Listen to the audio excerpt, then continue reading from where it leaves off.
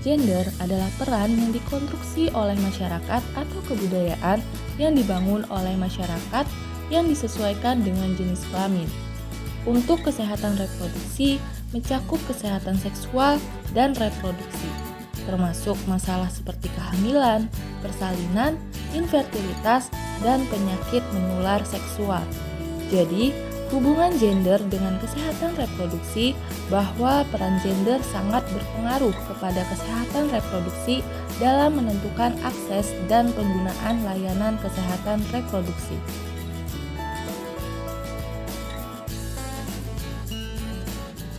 Aduh, kayaknya gue lagi haid deh. Ya, terus gimana dong? Lu bawa pembalut nggak? Gue sih bawa, tapi sembunyi-sembunyi ya dari anak cowok. Emang kenapa? Ya kan soalnya malu aja gitu kalau kita bawa pembalut, terus anak cowok tahu kalau kita mens gitu. Tapi kan ini kan buat kebersihan reproduksi kita, kenapa harus malu? Iya juga sih ya. Makasih ya Retno. Makasih ya Retno atas sarannya. Menstrual tabu adalah pandangan negatif dan diskriminatif terhadap menstruasi yang sering dialami oleh perempuan dan anak perempuan di berbagai belahan dunia. Menstrual tabu dapat menyebabkan berbagai dampak buruk seperti dalam kesehatan, dapat menghambat akses perempuan dan anak terhadap informasi, fasilitas, dan produk kesehatan menstruasi yang memadai. Hal ini dapat meningkatkan risiko infeksi, penyakit, dan komplikasi kesehatan lainnya. Dalam segi pendidikan, menstrual tabu dapat mempengaruhi partisipasi dan prestasi perempuan dan anak perempuan di sekolah. Karena banyak yang absen, mengurangi aktivitas, dan bahkan putus sekolah karena merasa malu, tidak nyaman, ataupun tidak mendapatkan dukungan saat menstruasi. Yang ketiga adalah kesetaraan. Menstrual tabu dapat menimbulkan stigma, stereotip, dan diskriminatif terhadap perempuan dan anak perempuan. Karena banyak yang menganggap kotor, lemah, atau tidak mampu saat menstruasi. Hal ini dapat mengurangi rasa percaya diri, martabat, dan peluang perempuan dan anak perempuan dalam berbagai bidang. Aduh, lega banget ya abis ganti pembalut. Bagus deh. Kira-kira lu kalau ganti pembalut itu sehari berapa kali sih? Gue sih sehari cuma sekali ya. Nih, jorok banget. Emang jorok ya kayak gitu? Jorok. Minimal tuh 4 jam sekali dalam sehari. Tapi kan gue males. Jangan males lah, karena itu tuh bisa berdampak pada kesehatan reproduksi lu. Itu tuh bisa menyebabkan bau dan infeksi dari darah si menstruasinya itu. Oh gitu, jadi gue harus sering-sering ganti dong kalau kayak Iya gitu. dong, pastinya buat kesehatan lu juga nantinya. Oke, makasih ya Jarok.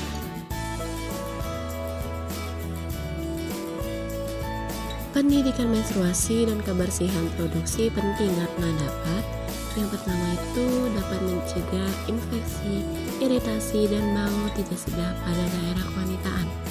Lalu yang kedua, dapat meningkatkan konsentrasi, partisipasi, dan prestasi belajar perempuan dan anak perempuan di sekolah. Lalu yang terakhir, dapat menghapus stigma, stereotip, dan mitos yang negatif dan diskriminatif terhadap menstruasi.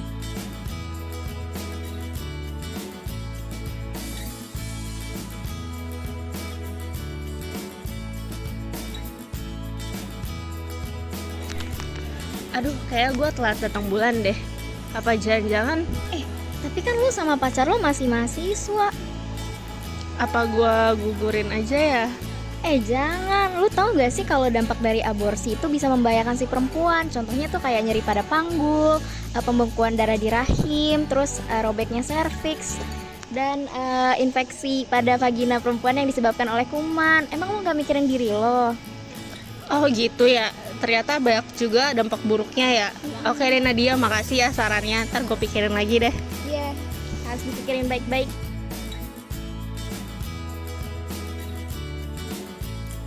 Aborsi tidak boleh dilakukan karena dapat menimbulkan risiko kesehatan, kejiwaan, dan hukum bagi perempuan yang melakukannya. Risiko kesehatan meliputi pendarahan infeksi, kerusakan rahim, kemandulan, atau kematian. Risiko kejiwaan meliputi perasaan bersalah, malu, stres, cemas, atau depresi. Risiko hukum meliputi pidana penjara atau denda, terutama jika aborsi dilakukan secara ilegal.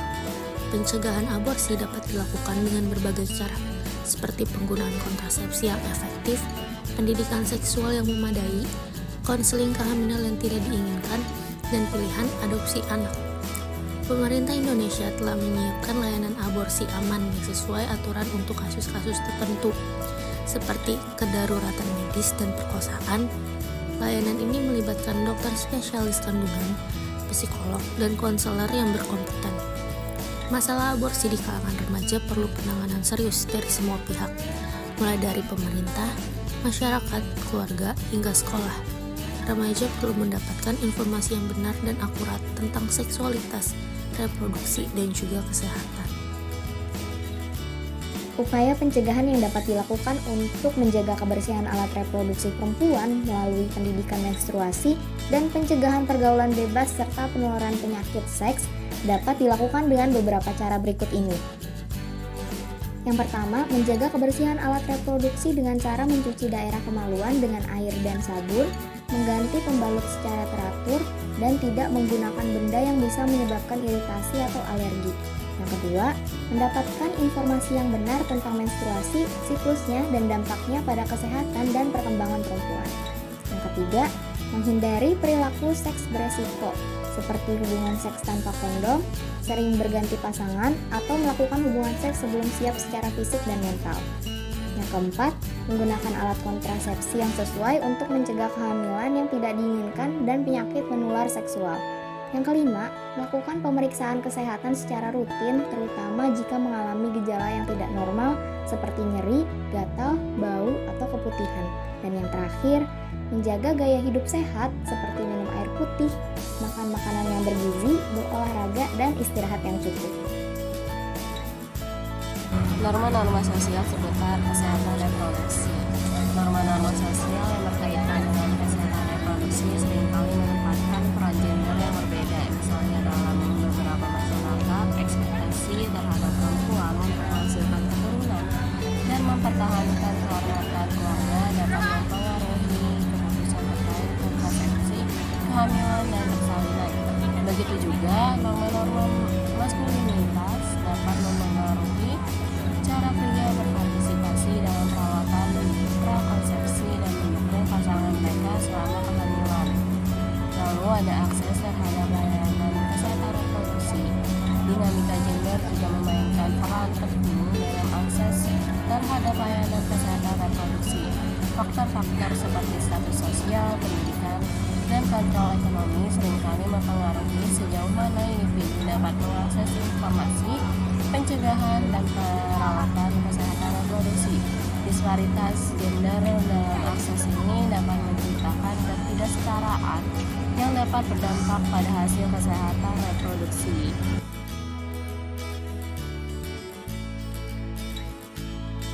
Perubahan perlahan dalam peran gender dalam masyarakat juga memiliki dampak pada kesehatan reproduksi. Perempuan yang semakin memiliki akses ke pendidikan dan lapangan kerja seringkali memiliki kontrol lebih besar terhadap keputusan terkait reproduksi. Di sisi lain, perubahan dalam harapan dan norma-norma sosial juga dapat menciptakan tekanan baru terkait peran gender yang dapat mempengaruhi kesehatan reproduksi.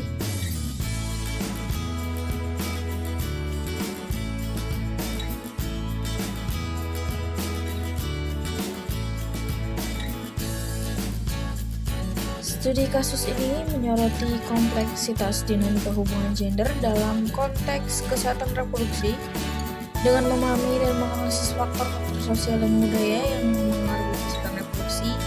Kita dapat mengembangkan intervensi yang lebih efektif, inklusif, dan berkelanjutan untuk meningkatkan kesejahteraan individu dan komunitas. Upaya ini seharusnya mencakup perubahan norma-norma sosial, pemberdayaan gender, dan peningkatan akses terhadap layanan kesehatan reproduksi yang adil dan merata.